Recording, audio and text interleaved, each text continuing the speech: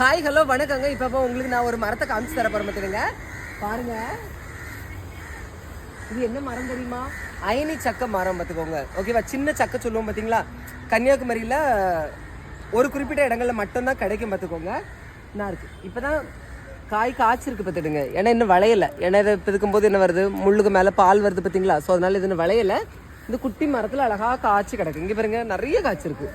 இங்கே பாருங்க, மோஸ்ட்லி இந்த அயனிச்சக்க மரம் வந்து ரொம்ப பெருசாக இருக்கும் பார்த்துக்கிடுங்க. இந்த பக்கம் அப்படி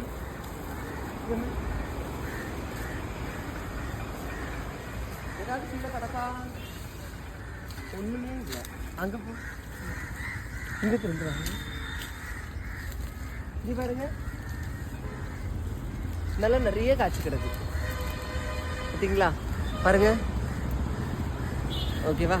இது வந்து குட்டி சக்கை அப்படின்லாம் சொல்லுவாங்க.